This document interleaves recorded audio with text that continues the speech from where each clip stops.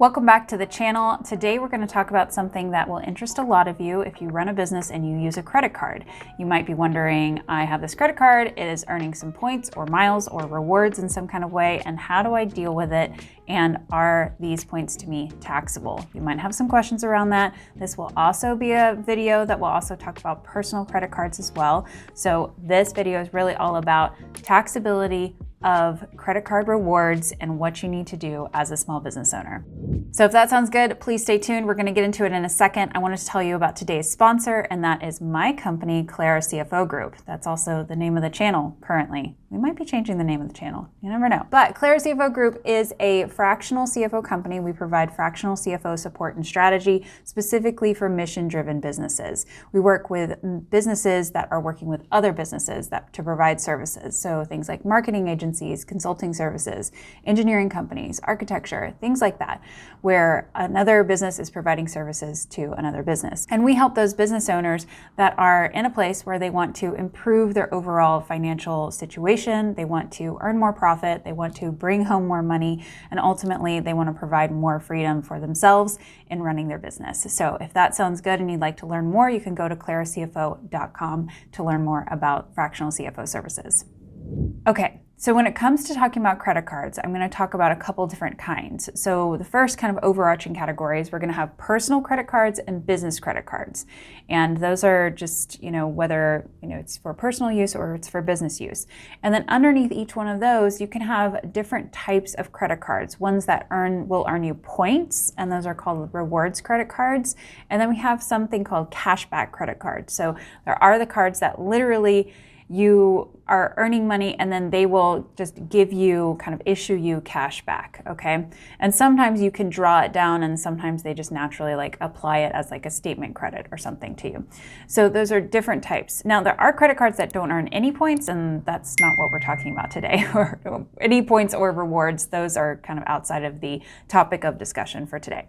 So you can have those rewards underneath the personal umbrella or underneath the business umbrella. What has come to my mind as I was, the first time I ever kind of encountered this, when I first started kind of getting into this small business world and small business finances, I was noticing business credit cards and that those points were either being cashed out and used by the business to purchase things, or they were being used for potentially to buy airline tickets or travel or things like that. Immediately, as being a CPA, I was like, wait a second, I'm getting this benefit of this thing.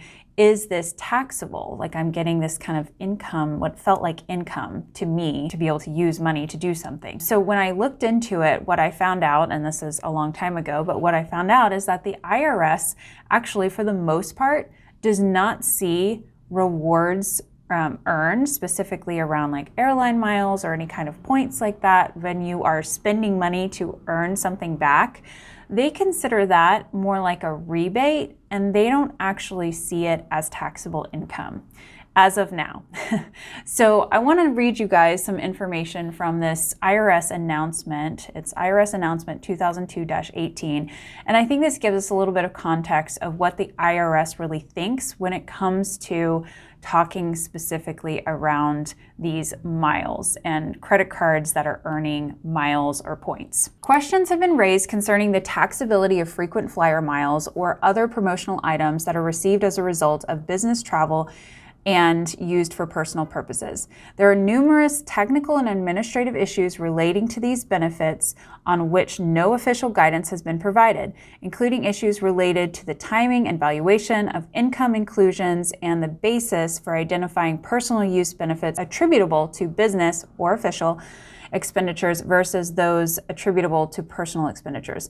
Because of these unresolved issues, the IRS has not pursued a tax enforcement program with respect to promotional benefits such as frequent flyer miles. Okay, so the IRS is basically saying, we kind of see this as it's complicated, and not that the IRS is afraid of complication, obviously, but they're saying there's so many nuances, every program's different, that they think that it will be technically and administratively burdensome for them to develop a program to sort of figure out how to say what is income and what's not income, that inclusion of income that they talked about. So with that, they are basically stating that they are going to call this not taxable. They're just not going to enforce any kind of tax pressure on these programs for now.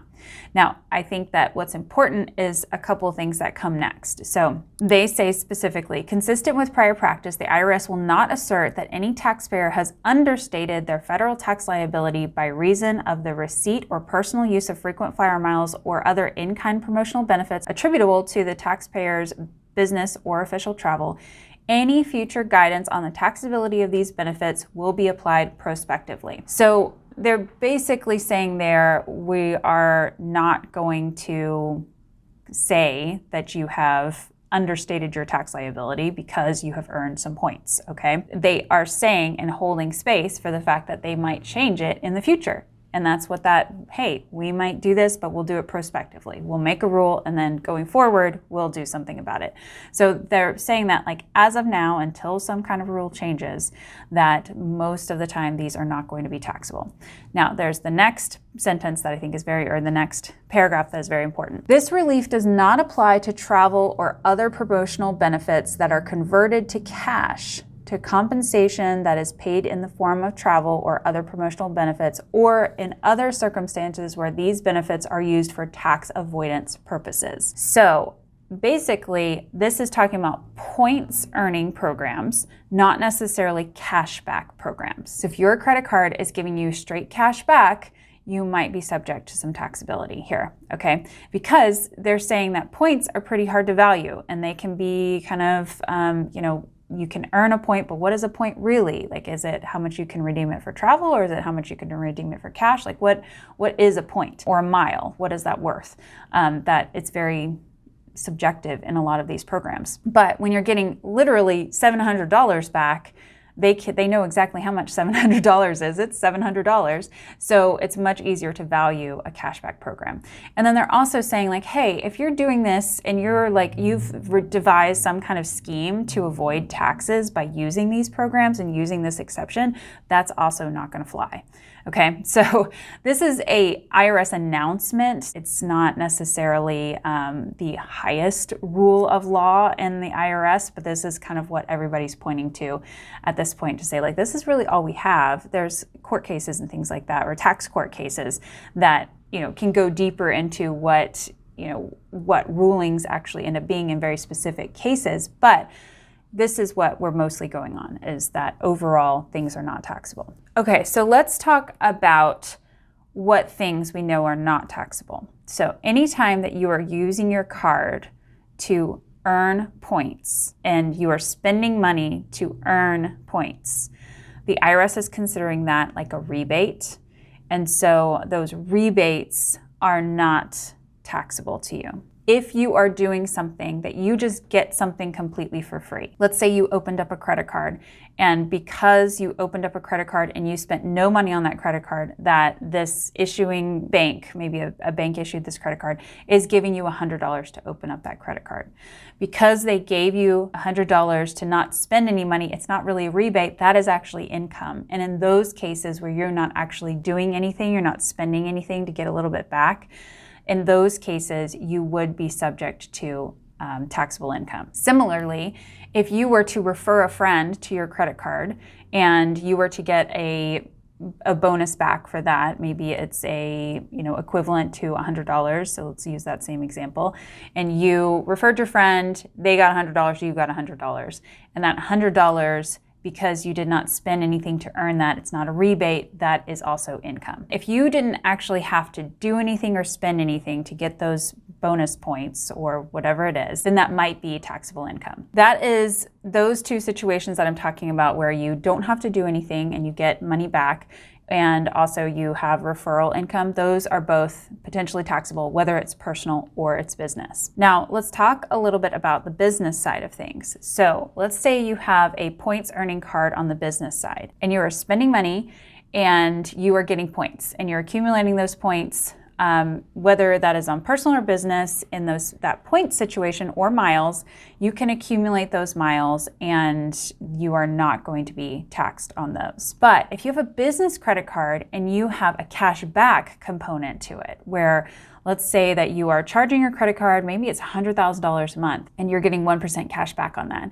That 1% cash back, if that's coming directly back to you and back into the business, whether it's a statement credit or if they're sending you a check or something like that, that is being recorded in your financials as basically reducing your expenses. And so therefore there is a tax implication there. Let's say you have $100,000 worth of expenses and then you are bringing in $1,000 from that cashback reward, then net expenses for your business is $99,000. So you actually kind of miss out on that tax deduction of that $1,000. So you do have a tax effect from that income, which is essentially meaning that that income is taxable. So if you have that cashback function and it's flowing through the business, the cash is flowing through the business, then you do have, a tax effect on that. Now, let's say your business is earning points and you go and you book a vacation to Hawaii and you book it for your family. It's not even a business trip. You book it for your family and you go to Hawaii and you stay at a hotel and you got your airfare, everything, and you use it for your rental car. You use all these points for everything for that entire trip. None of that is going to be taxable because you use the points that you had earned on a non-taxable basis because you were swiping your credit card and all of that stuff went on there. And those are, again, in the eyes of the IRS, seen as not taxable. And so you can go, even though it's earned on a business credit card, you can go and use all of that for personal travel, and that is 100% okay. You actually want to use all of those points on personal travel and not business travel, because business travel is something that you can actually write off. Like if you're traveling for business, now you can't put your Hawaii trip with your family on the business, but if you're traveling to a conference and you are going to, a marketing event or something like that, that travel can run through the business just normally. Make that your normal expenses because you can write off those expenses and that's lowering your taxable income.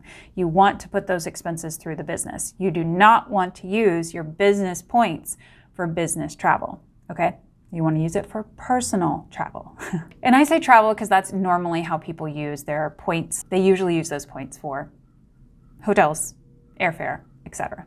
So I think just like a couple strategy things here. When you're thinking about which credit card that you want to use for your business, think about trying to find if you're a responsible user of credit cards. Now, if you are not a responsible user of credit cards, my recommendation is to either don't use a credit card at all or try to find a credit card with the lowest APR percentage that you possibly can. And those are typically not going to be rewards credit cards, okay?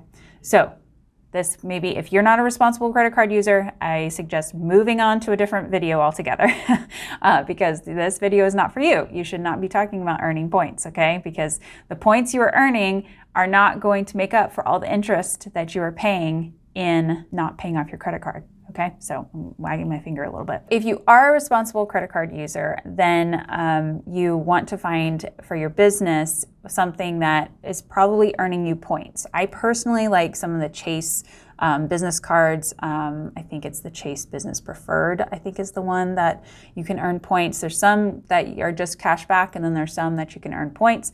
Think about, do they have travel partners that they can transfer out to? There's lots of people who will help you figure out credit card points out there in the world. So this channel is not going to become that, although it is a very popular topic and I'm sure it would be very good for the channel. We are still focused on business finances here, and figuring out how to do travel hacking is the subject of a different channel. So my recommendation for you is to find for your business something that has that points earning, because they're less likely to be taxable than just a straight cashback card. So I think I've covered it. If you have any questions, please put them in the comment section below. I would love to be able to answer those. I will also put some other resources. I'll put this link to this IRS announcement in the description box below so you can check that out. And then again, if you're looking for a CFO partner to help you grow your B2B service company, please reach out to us at claracfo.com. All right, thank you guys. Bye.